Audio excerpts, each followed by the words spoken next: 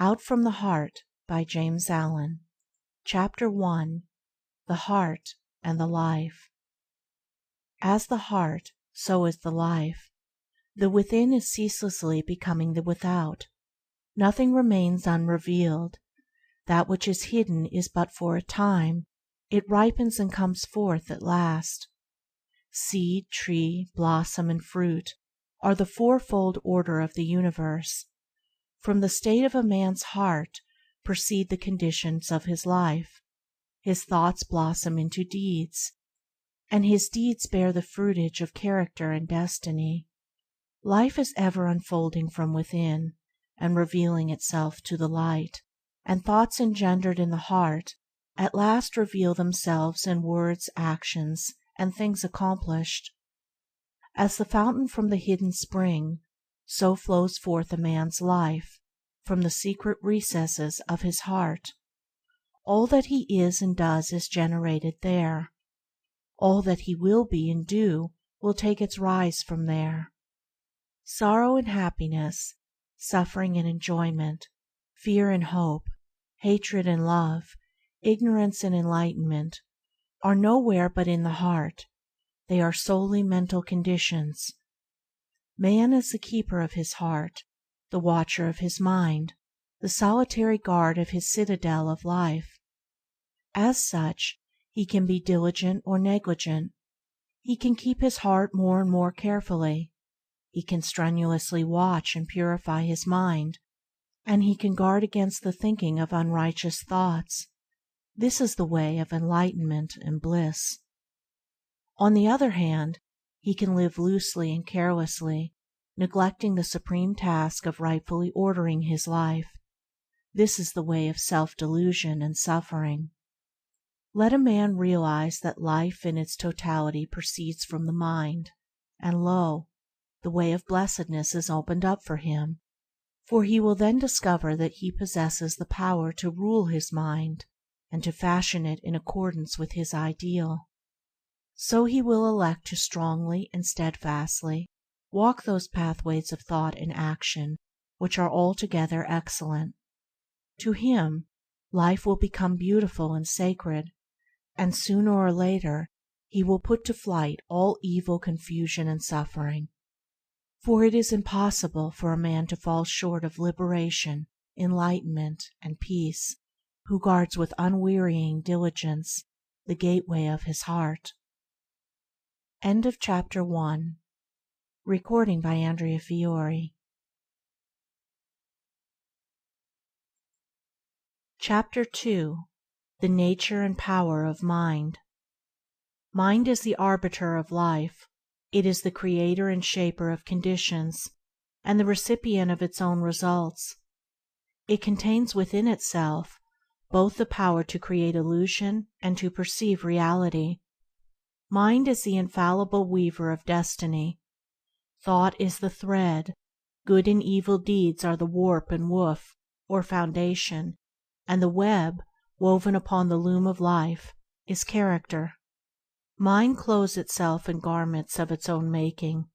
Man, as a mental being, possesses all the powers of mind, and is furnished with unlimited choice. He learns by experience, and he can accelerate or retard his experience. He is not arbitrarily bound at any point, but he has bound himself at many points, and having bound himself, he can, when he chooses, liberate himself. He can become bestial or pure, ignorant or noble, foolish or wise, just as he chooses. He can, by recurring practice, form habits, and he can, by renewed effort, break them off. He can surround himself with illusions until truth is completely lost, and he can destroy each of those illusions until truth is entirely recovered. His possibilities are endless. His freedom is complete. It is the nature of the mind to create its own conditions, and it chooses the states in which it shall dwell. It also has the power to alter any condition, to abandon any state. That it is continually doing, as it gathers knowledge of state after state by repeated choice and exhaustive experience. Inward processes of thought make up the sum of character in life. Man can modify and alter these processes by bringing will and effort to bear upon them. The bonds of habit, impotence, and sin are self-made, and can only be destroyed by one's self. They exist nowhere but in one's mind, and although they are directly related to outward things, they have no real existence in those things. The outer is molded and animated by the inner, and never the inner by the outer. Temptation does not arise in the outer object, but in the lust of the mind for that object. Nor do sorrow and suffering belong by nature to the external things and happenings of life, but in an undisciplined attitude of mind toward those things and happenings. The mind that is disciplined by purity, and fortified by wisdom, avoids all those lusts and desires which are inseparably bound up with affliction, and so arrives at enlightenment and peace. To condemn others as evil, and to curse at outside conditions as the source of evil, increases and does not lessen the world's suffering and unrest. The outer is but the shadow and effect of the inner, and when the heart is pure, all outward things are pure. All growth in life is from within outward. All decay and death is from without inward. This is the universal law. All evolution proceeds from within. All adjustment must take place within. He who ceases to strive against others, and employs his powers in transformation, regeneration, and development of his own mind, conserves his energies and preserves himself. And as he succeeds in harmonizing his own mind, he leads others by consideration and charity into a like blessed state.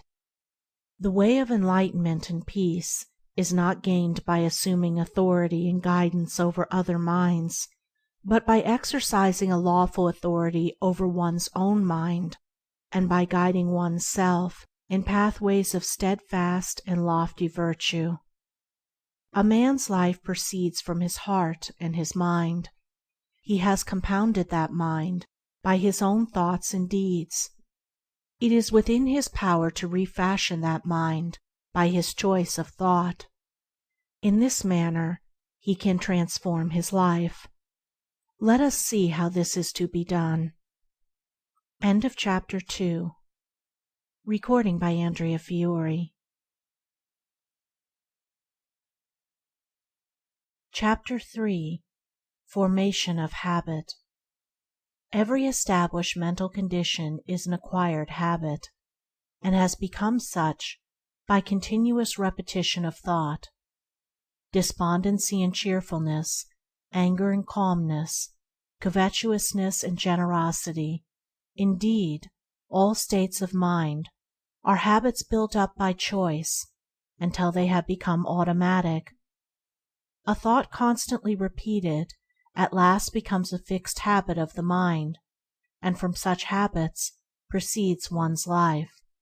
It is in the nature of the mind to acquire knowledge by the repetition of its experiences. A thought which is very difficult, at first, to hold and dwell upon, at last becomes, by constantly being held in the mind, a natural and habitual practice. A boy, when commencing to learn a trade, cannot even handle his tools right, much less use them correctly, but after long repetition and practice, he plies them with perfect ease and consummate skill. Likewise, a state of mind, at first apparently incapable of realization, is by perseverance and practice at last acquired and built into the character as a natural and spontaneous condition. In this power of the mind to form and reform its habits, its conditions, is contained the basis of a man's salvation. It is the open door to perfect liberty by the mastery of self. For as a man has the power to form harmful habits, so he equally has the same power to create habits that are essentially good. And here we come to a point which needs some clarifying, and which calls for deep and earnest thought on the part of my reader. It is commonly said to be easier to do wrong than right, to sin than to be holy. Such a condition has come to be regarded, almost universally, as a self-evident truth. No less a teacher than the Buddha has said, "Bad deeds and deeds hurtful to ourselves are easy to do.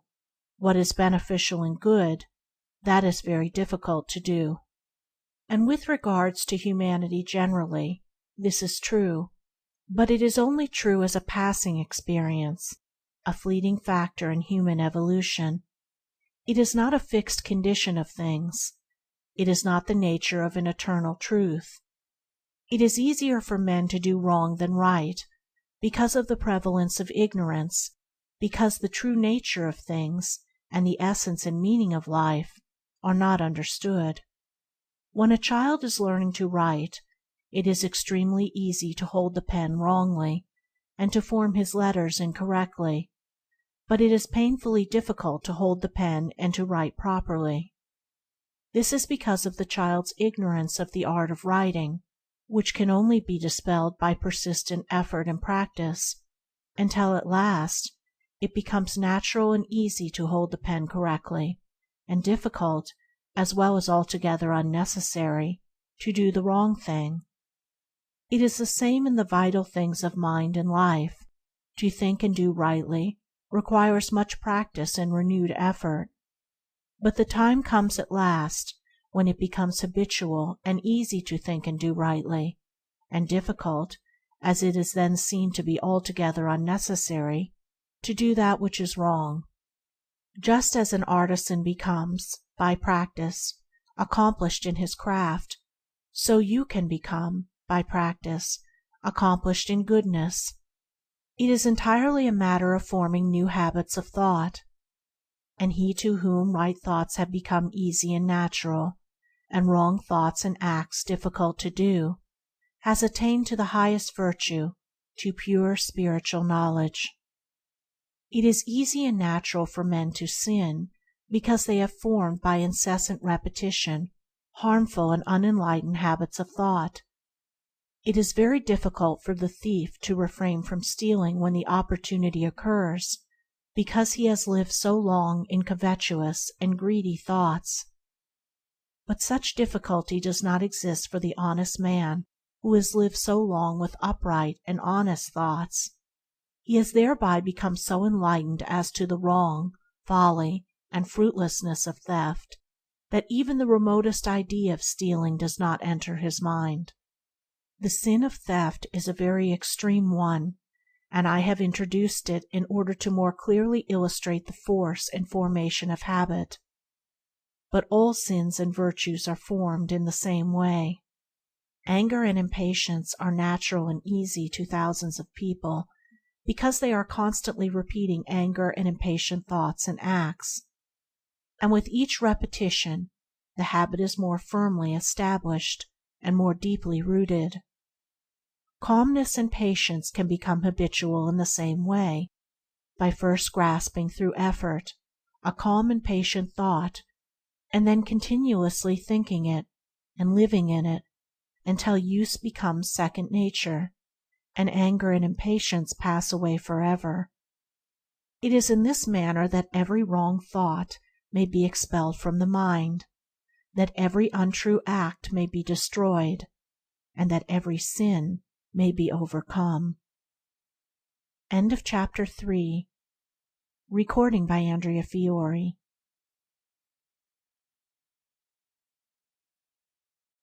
Chapter 4. Doing and Knowing. Let a man realize that his life, in its totality, proceeds from his mind. Let him realize that the mind is a combination of habits, which he can, by patient effort, modify to any extent, and over which he can thus gain complete ascendancy, mastery, and control.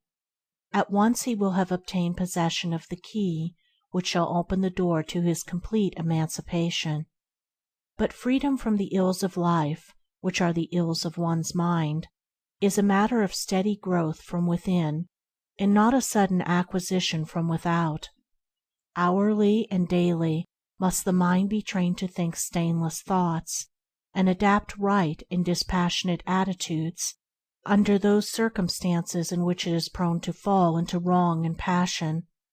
Like the patient sculptor upon his marble, the aspirant to the right life must gradually work upon the crude material of his mind until he has wrought out of it the ideal of his holiest dreams. In working towards such supreme accomplishment, it is necessary to begin at the lowest and easiest steps, and proceed by natural, progressive stages to the higher and more difficult. The law of growth, progress, evolution, and unfoldment, by gradual and ever ascending stages, is absolute in every department of life, and in every human accomplishment. Where it is ignored, total failure will result.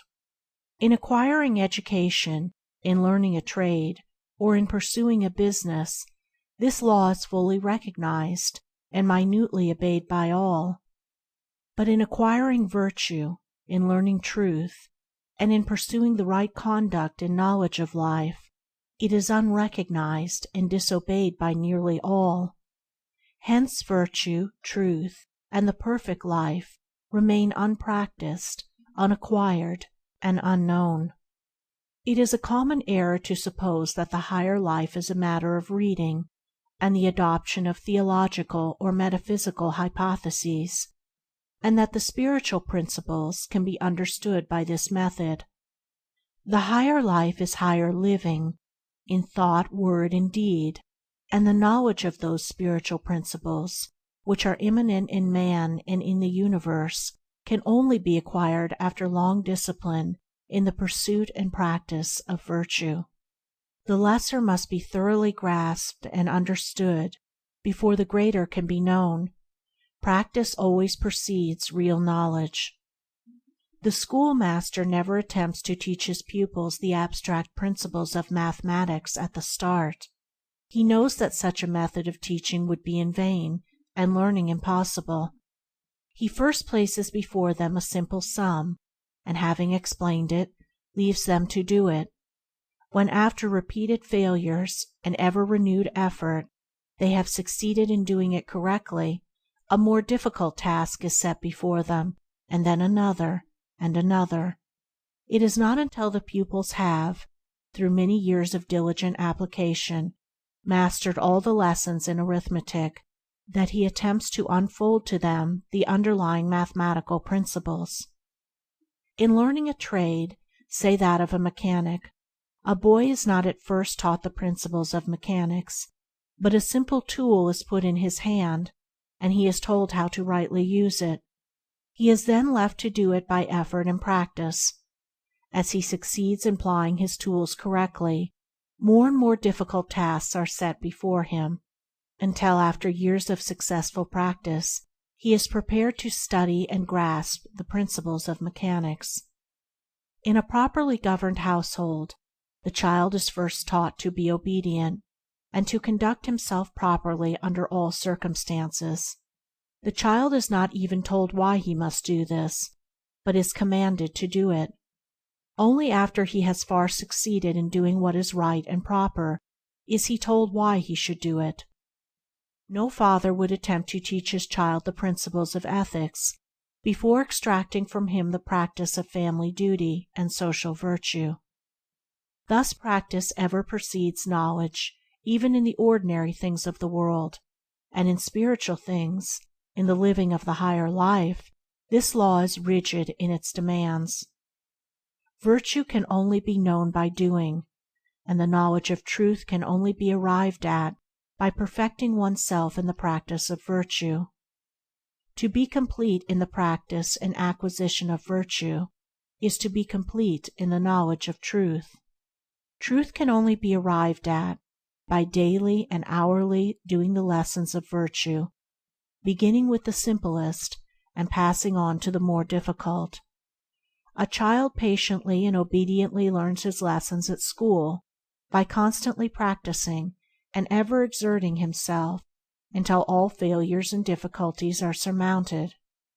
Likewise does the child of truth, undaunted by failure and made stronger by difficulties, apply himself to right doing in thought and action.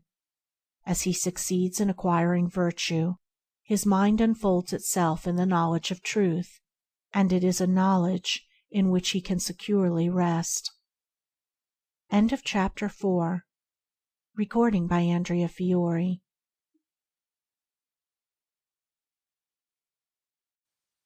Chapter 5. First Steps in the Higher Life. Seeing that the path of virtue is the path of knowledge, and that before the all-embracing principles of truth can be comprehended, perfection in the more lowly steps must be acquired, how then shall a disciple of truth begin? How shall one who aspires to the righting of his mind and the purification of his heart, that heart which is the fountain and repository of all the issues of life, learn the lessons of virtue? How does he thus build himself up in the strength of knowledge, destroying ignorance and the ills of life? What are the lessons, the first steps? How are they learned? How are they practiced? How are they mastered and understood? The first lessons consist in overcoming those wrong mental conditions which are most easily eradicated, and which are the common barriers to spiritual progress, as well as in practicing the simple domestic and social virtues. The reader will be better aided if I group and classify the first 10 steps in 3 lessons as follows: Vices of the body to be overcome and eradicated. First lesson: Discipline of the body. First step: Idleness, laziness, or indolence. Second step: Self-indulgence or gluttony. Second lesson: Discipline of speech. Third step: Slander. Fourth step: Gossip and idle conversation. Fifth step: Abusive and unkind speech. Sixth step: Frivolity or irreverent speech. Seventh step: Critical, captious, or fault-finding speech. Third lesson: Discipline of tendencies. Eighth step: Unselfish performance of duty. Ninth step: Unswerving rectitude or moral integrity. 10th step: Unlimited forgiveness. The 2 vices of the body and the 5 of the tongue are so called because they are manifested in the body and tongue. Also, by so definitely classifying them, the mind of the reader will be better helped. But it must be clearly understood that these vices arise primarily in the mind, and are wrong conditions of the heart worked out in the body and the tongue.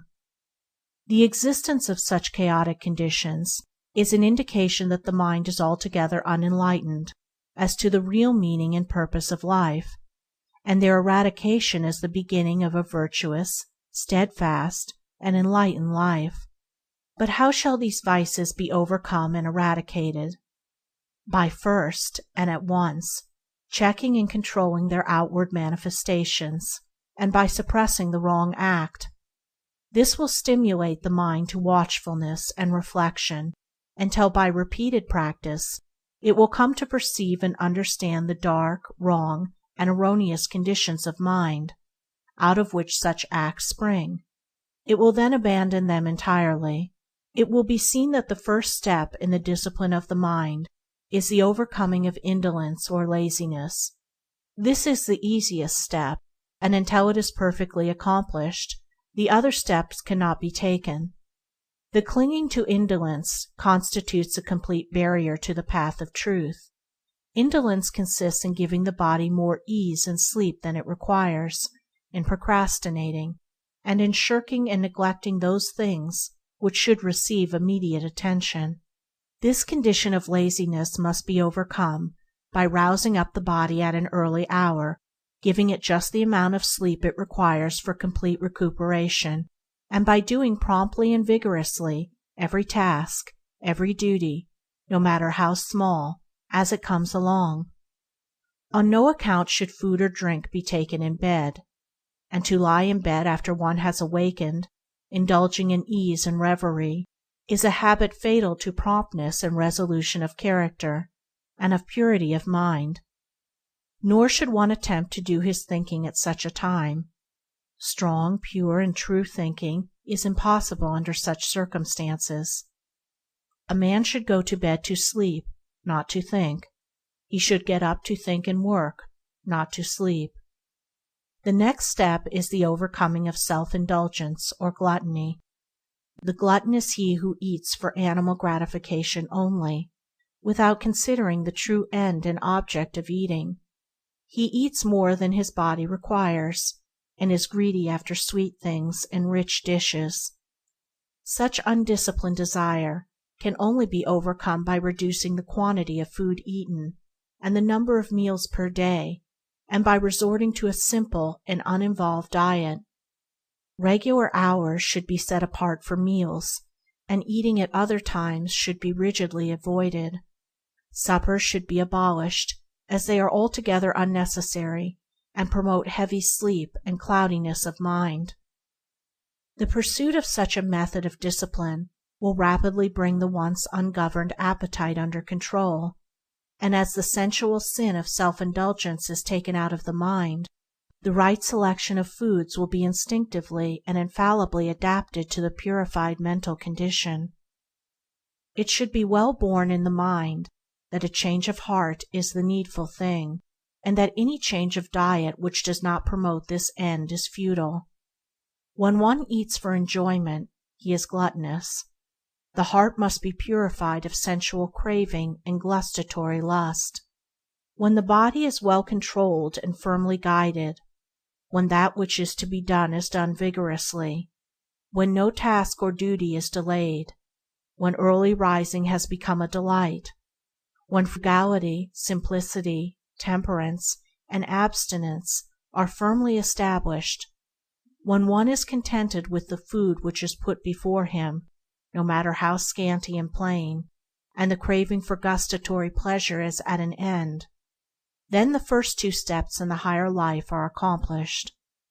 Then is the first great lesson in truth learned. Thus is established in the heart the foundation of a poised, self-governed, virtuous life.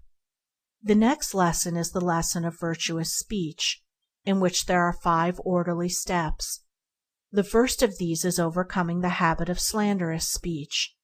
Slander consists of inventing or repeating unkind and evil reports about others, in exposing and magnifying the faults of others, or of absent friends, and in introducing unworthy insinuations. The elements of thoughtlessness, cruelty, insincerity, and untruthfulness enter into every slanderous act. He who aims at the living of the right life will commence to check the cruel word of slander before it has gone forth from his lips. He will then check and eliminate the insincere thought which gave rise to it. He will watch that he does not vilify or defame anyone. He will refrain from disparaging, defaming, and condemning the absent friend, whose face he has so recently smiled into or kissed, or whose hand he has shaken. He will not say of another that which he dare not say to his face. Thus, coming at last to think sacredly of the character and reputation of others, he will destroy those wrong conditions of mind which gave rise to slander.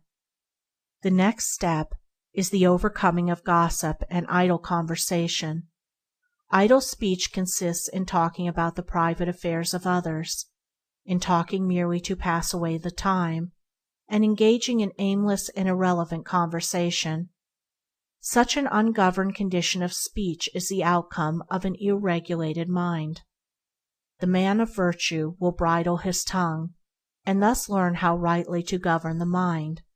He will not let his tongue run idly and foolishly, but will make his speech strong and pure, and will either talk with a purpose or remain silent. Abusive and unkind speech is the next vice to be overcome. The man who abuses and accuses others has himself wandered far from the right way. To hurl hard words and names at others is to sink deeply into folly. When a man is inclined to abuse, curse, and condemn others, let him restrain his tongue and look within himself. The virtuous man refrains from all abusive language and quarreling. He employs only words that are useful, necessary, pure, and true. The sixth step is the overcoming of levity, or irrelevant speech. Light and frivolous talking, the repeating of crude jokes, the telling of vulgar stories, having no other purpose than to raise an empty laugh, offensive familiarity, and the employment of contemptuous and disrespectful words when speaking to or of others, and particularly of one's elders and those who rank as one's teachers, guardians, or superiors, all of this will he put away by the lover of virtue and truth. Upon the altar of irreverence, absent friends and companions are immolated for the passing excitement of a momentary laugh, and all the sanctity of life is sacrificed to the zest for ridicule. When the respect towards others, and the giving of reverence where reverence is due, are abandoned, virtue is abandoned. When modesty, significance, and dignity are eliminated from speech and behavior, truth is lost. Yea, even its entrance gate is hidden away and forgotten. Irreverence is degrading even in the young, but when it accompanies gray hairs and appears in the demeanor of the preacher, this is indeed a piteous spectacle. And when this can be imitated and followed after, then are the blind leading the blind, then have elders, preachers, and people lost their way. The virtuous will be of earnest and reverent speech. He will think and speak of the absent as he thinks and speaks of the dead, tenderly and sacredly.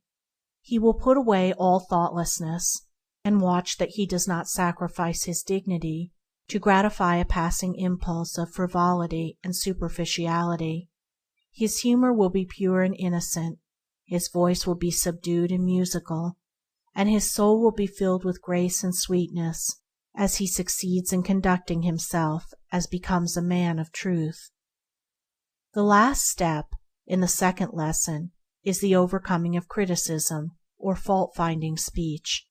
This vice of the tongue consists in magnifying and harping on small or apparent faults, in foolish quibbling and hair-splitting, and in pursuing vain arguments based upon groundless suppositions, beliefs, and opinions. Life is short and real, and sin, sorrow, and pain are not remedied by carping and contention.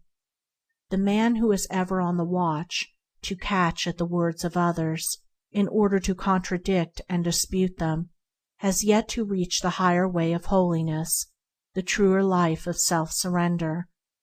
The man who is ever on the alert to check his own words in order to soften and purify them will find the higher way and the truer life. He will conserve his energies, maintain his composure of mind, and preserve within himself the spirit of truth. When the tongue is well controlled and wisely subdued, when selfish impulses and unworthy thoughts no longer rush to the tongue demanding utterance, when the speech has become harmless, pure, gentle, gracious, and purposeful, and no word is uttered but in sincerity and honesty, then are the 5 steps to virtuous speech accomplished. Then is the second great lesson in truth learned and mastered. And now some will ask, but why all this discipline of the body and restraint of the tongue? Surely the higher life can be realized and known without such strenuous labor, such incessant effort and watchfulness? No, it cannot. In the spiritual as the material, nothing is done without labor, and the higher cannot be known until the lower is fulfilled. Can a man make a table before he has learned to handle a tool and drive a nail? And can a man fashion his mind in accordance with truth before he has overcome the slavery of his body? As the intricate subtleties of language cannot be understood and wielded before the alphabet and the simplest words are mastered, neither can the deep subtleties of the mind be understood and purified before the ABC of right conduct is perfectly acquired. As for the labor involved, does not the youth joyfully and patiently submit himself to 7 years' apprenticeship in order to master a craft? And does he not, day by day, carefully and faithfully carry out every detail of his master's instructions, looking forward to a time when, perfected through obedience and practice, he shall himself become a master? Where is the man who sincerely aims at excellence in music, painting, literature, or any trade, business, or profession, who is not willing to give his whole life to the acquirement of that particular perfection? Shall labor then be considered where the very highest excellence is concerned, the excellence of truth? He who says, "The path which you have pointed out is too difficult. I must have truth without labor, salvation without effort," that man will not find his way out of the confusions and sufferings of selfhood. He will not find the calm, well-fortified mind and wisely ordered life. His love is for ease and enjoyment, and not for truth. He who, deep in his heart, adores truth, and aspires to know it, will consider no labor too great to be undertaken, but will adopt it joyfully and pursue it patiently. By perseverance in practice he will come to the knowledge of truth. The necessity for this preliminary discipline of the body and tongue will be more clearly perceived when it is fully understood that all these wrong outward conditions are merely the expressions of the wrong conditions of the heart. An indolent body means an indolent mind. An ill-regulated tongue reveals an ill-regulated mind, and the process of remedying the manifested condition is really a method of rectifying the inward state.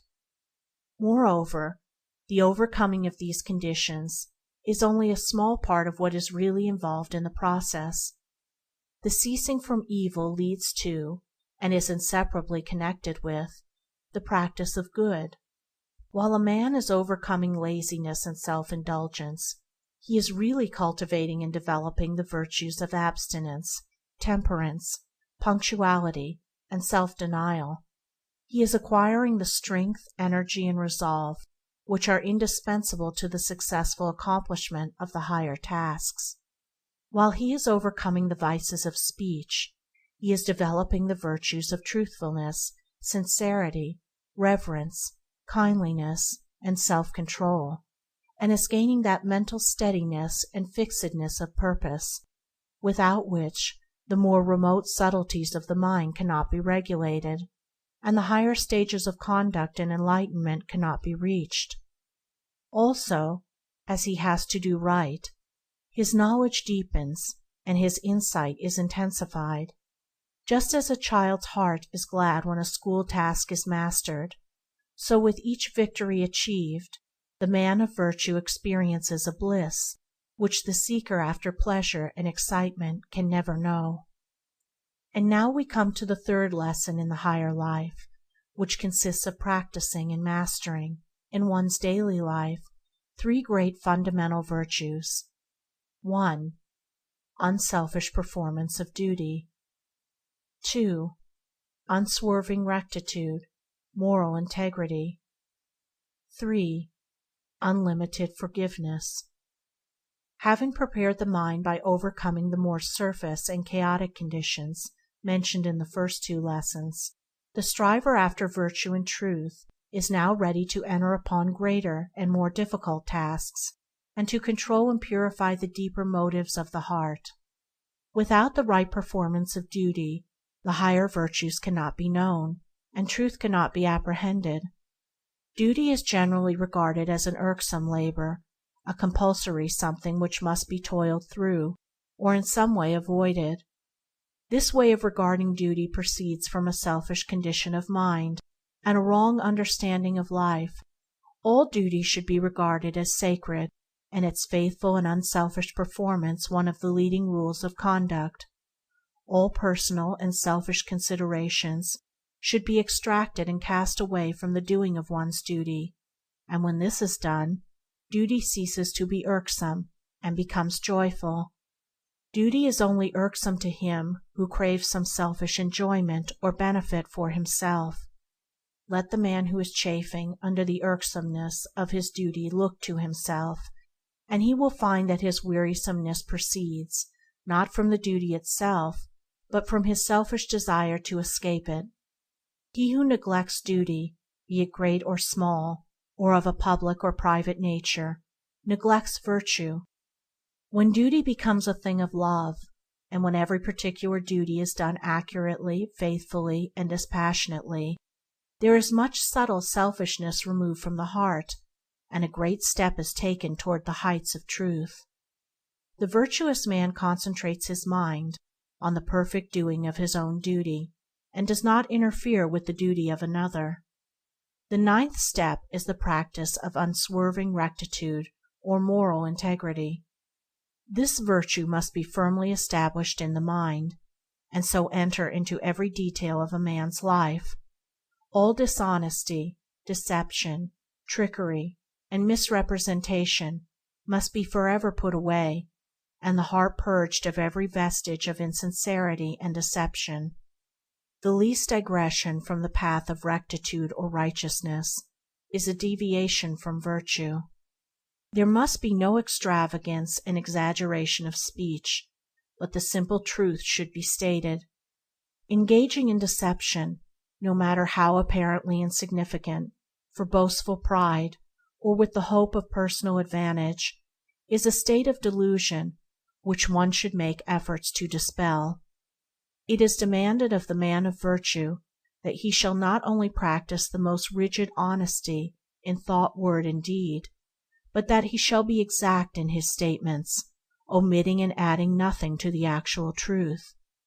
In thus shaping his mind to the principle of rectitude or moral integrity, he will gradually come to deal with people and things in a just and impartial spirit, considering equity before himself, and viewing all things with freedom from personal bias, passion, and prejudice.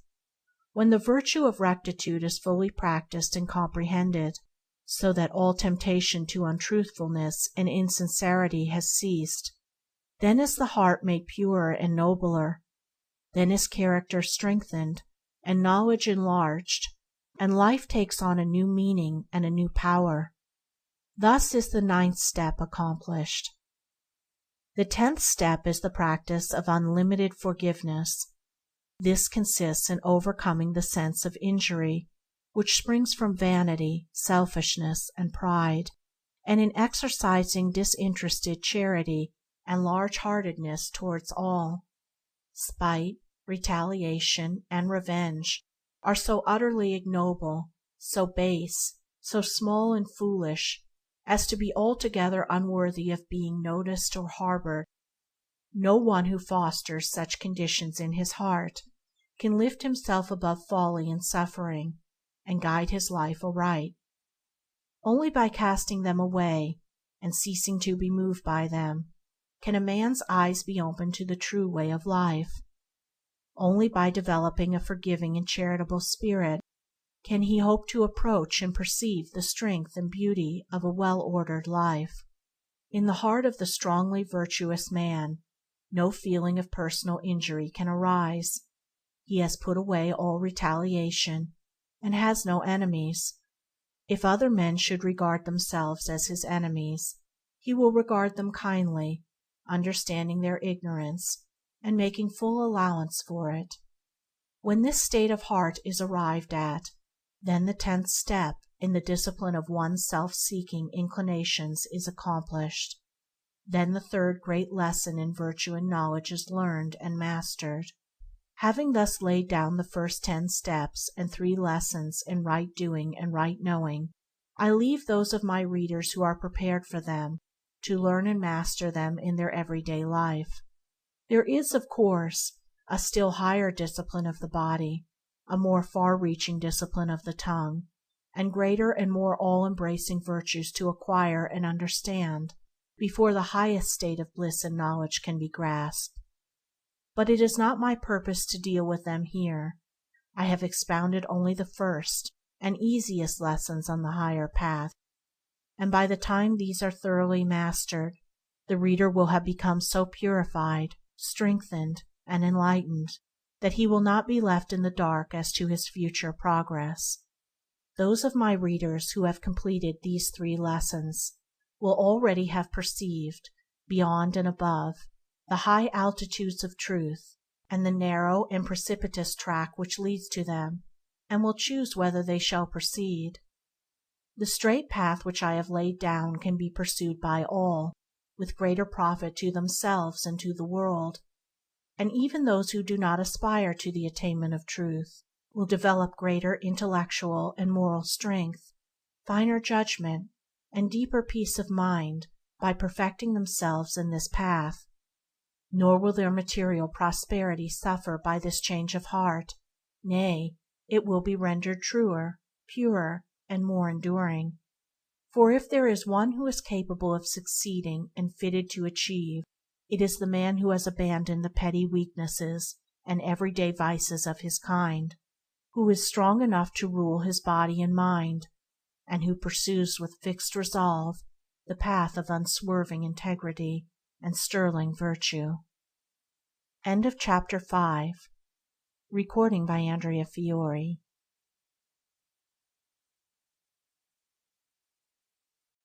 Chapter 6. Mental Conditions and Their Effects. Without going into the details of the greater steps and lessons in the right life, a task outside the scope of this small work, a few hints concerning those mental conditions from which life in its totality springs seem in order. These hints will prove helpful to those who are ready and willing to penetrate further into the inner realm of heart and mind, where love, peace, and wisdom await the rapidly progressing student of life. All sin is ignorance. It is a condition of darkness and undevelopment. The wrong thinker and the wrong doer is in the same position in the school of life as the ignorant pupil is in the school of learning.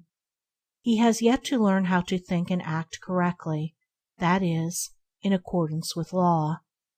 The pupil in learning is not happy so long as he does his lessons wrongly. Likewise, unhappiness cannot be escaped while sin remains unconquered. Life is a series of lessons. Some are diligent in learning them, and they become pure, wise, and altogether happy. Others are negligent and do not apply themselves. They remain impure, foolish, and unhappy. Every form of unhappiness springs from a wrong condition of mind. Happiness is inherent in right conditions of mind. Happiness is mental harmony. Unhappiness is mental inharmony. While a man lives in wrong conditions of mind, he will live a wrong life, and will suffer continually. Suffering is rooted in error. Bliss is inherent in enlightenment. There is salvation for man only in the destruction of his own ignorance, error, and self-delusion. Where there are wrong conditions of mind, there is bondage and unrest. Where there are right conditions of mind, there is freedom and peace. Here are some of the leading wrong mental conditions and their disastrous effects upon one's life. 1. Hatred, which leads to injury, violence, disaster, and suffering. 2. Lust, which leads to confusion of intellect, remorse, shame, and wretchedness. 3. Covetousness, which leads to fear, unrest, unhappiness, and loss. 4. Pride, which leads to disappointment, humiliation, and lack of self-knowledge. 5. Vanity, which leads to distress and mortification of spirit. 6. Condemnation, which leads to persecution and hatred from others. 7. Ill will, which leads to failures and troubles. 8. Self-indulgence, which leads to misery, loss of judgment, grossness, disease, and neglect. 9. Anger, which leads to the loss of power and influence. 10. Desire, or self-slavery, which leads to grief, folly, sorrow, uncertainty, and loneliness. The above wrong conditions of mind are merely negations. They are states of darkness and deprivation, and not of positive power. Evil is not a power, it is ignorance and misuse of good. The hater is he who has failed to do the lesson of love correctly, and he suffers in consequence. When he succeeds in doing it rightly, the hatred will have disappeared, and he will see and understand the darkness and impotence of hatred. This is so with every wrong condition. The following are some of the more important right mental conditions and their beneficial effects upon one's life. 1. Love, which leads to gentle conditions, bliss and blessedness. 2. Purity, which leads to intellectual clearness, joy, invincible confidence. 3. Selflessness, which leads to courage, satisfaction, happiness, and abundance. 4. Humility, which leads to calmness, restfulness, knowledge of truth. 5. Gentleness, which leads to emotional equilibrium, contentment under all circumstances. 6. Compassion, which leads to protection, love, and reverence from others. 7. Goodwill, which leads to gladness, success. 8. Self-control, which leads to peace of mind, true judgment, refinement, health, and honor. 9. Patience, which leads to mental power, far-reaching influence. 10. Self-conquest, which leads to enlightenment, wisdom, insight, and profound peace. The above right conditions of mind are states of positive power, light, joyful possession, and knowledge. The good man knows. He has learned to do his lessons correctly, and thereby understands the exact proportions which make up the sum of life. He is enlightened, and he knows good and evil. He is supremely happy, doing only which is divinely right. The man who is involved in the wrong conditions of mind does not know. He is ignorant of good and evil, of himself, of the inward causes which make his life. He is unhappy, and believes other people are entirely the cause of his unhappiness. He works blindly, and lives in darkness, seeing no central purpose in existence, and no orderly and lawful sequence in the course of things. He who aspires to the attainment of the higher life in its completion, who would perceive with unveiled vision the true order of things and the meaning of life, let him abandon all the wrong conditions of the heart, and persevere unceasingly in the practice of good. If he suffers, or doubts, or is unhappy, let him search within until he finds the cause, and having found it, let him cast it away. Let him so guard and purify his heart that every day less of evil and more of good shall issue therefrom. So he will daily become stronger, nobler, and wiser. So will his blessedness increase, and the light of truth, growing ever brighter and brighter within him, will dispel all gloom and illuminate his pathway. End of Chapter 6. Recording by Andrea Fiore.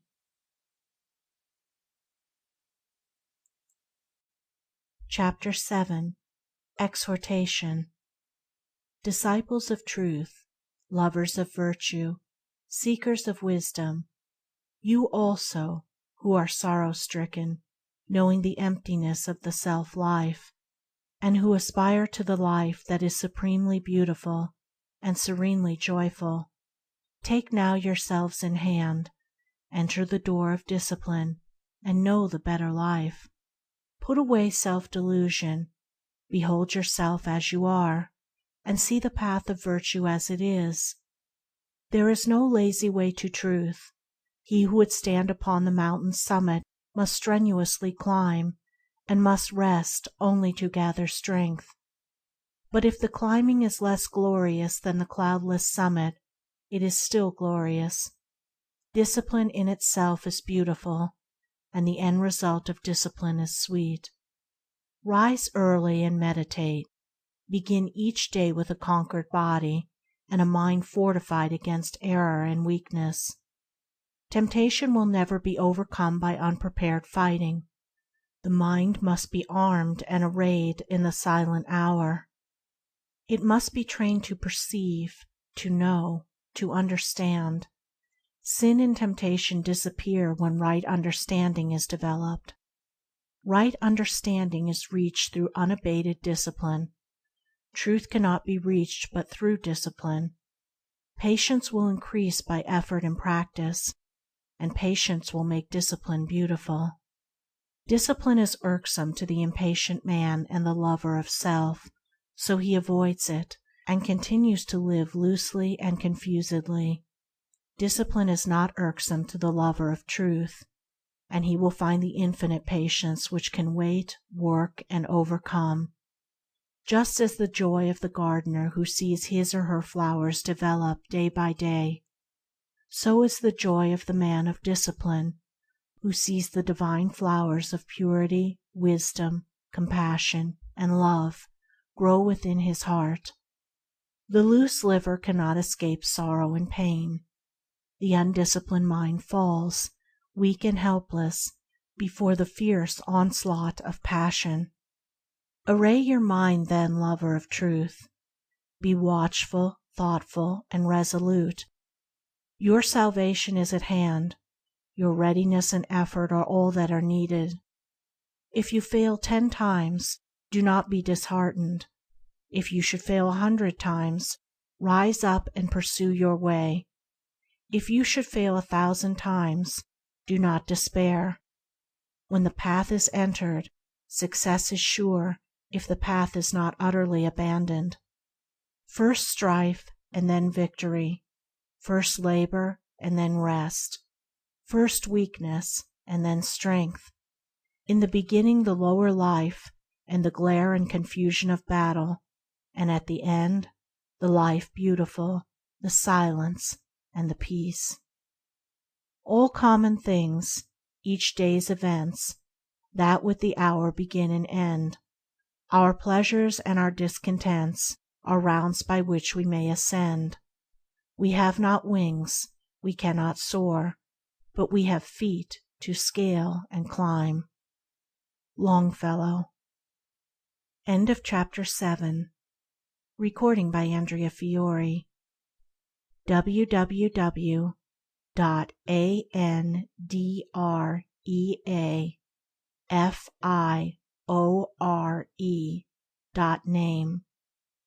End of Out from the Heart by James Allen.